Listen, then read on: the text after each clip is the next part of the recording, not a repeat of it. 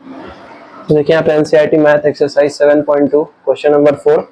यहाँ पे क्या कह रहा है, find the ratio in which the line segment joining the points -3, 10 and 6, -8 is divided by -1, 6। मतलब यहाँ क्या कह रहा है कि एक लाइन सेगमेंट है। लाइन सेगमेंट मतलब क्या होता है, जिसको और आगे आप एक्सटेंड नहीं कर सकते हैं, जिसके दोनों एंड पॉइंट्स हम लोग को पता होता है।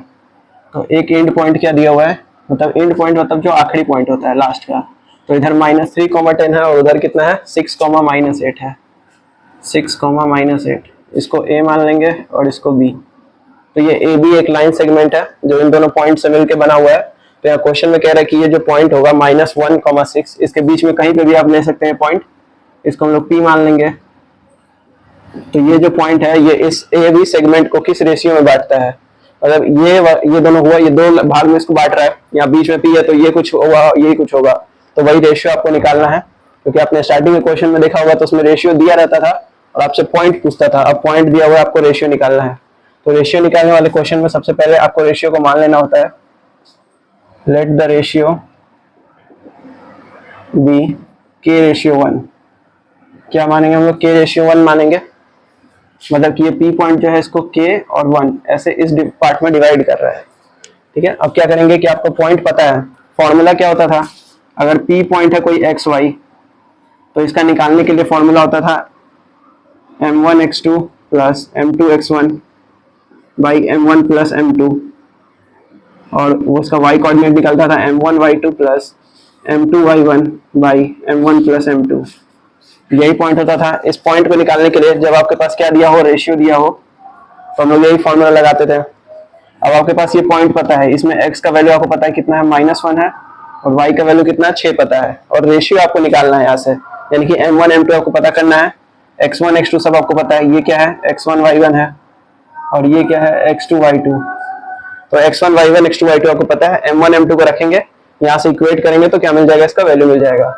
तो देखिए इस पॉइंट जो p पॉइंट है वो क्या है, -1, 6 दिया है। इस फॉर्मूले से p पॉइंट हम लोग निकालेंगे।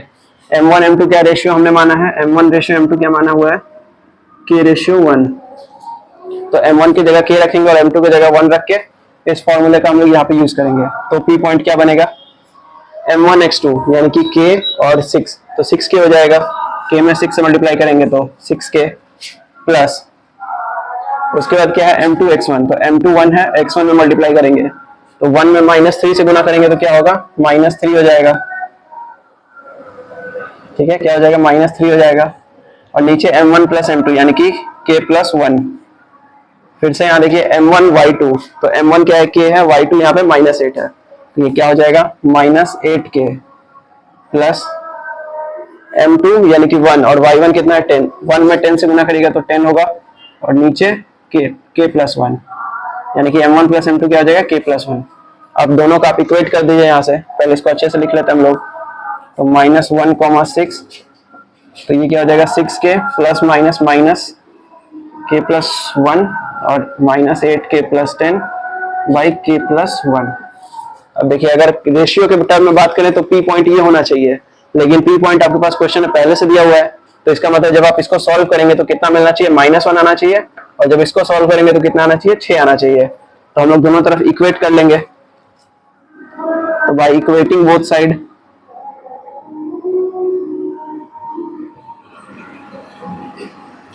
यहाँ पे ये कितना 6k -3 by k plus 1 equal to -1, ये इसके बराबर हो जाएगा। पहले वाले x कोऑर्डिनेट को पहले हम लोग लेके चल रहे हैं, यहीं से आपको k का वैल्यू मिल जाएगा। दोनों को सॉल्व करने की जरूरत नहीं है, आप इसको भी सॉल्व कर सकते हैं जिससे आपको इजी पड़े। तो अब क्या करना होगा, ये देखिए यहाँ फ्रैक्शन है, तो इसको सॉल्व करने के लिए पहले इसको उधर भेजेंगे। तो क्योंकि यहाँ पे ये डिवाइड में है तो इक्वल टू के उस तरफ जाएगा, तो किस में चल जाएगा, डिवाइड में।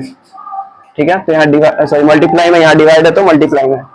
6k -3 है इक्वल टू -1, ये उधर जाएगा मल्टीप्लाई में, तो क्या हो जाएगा k प्लस 1।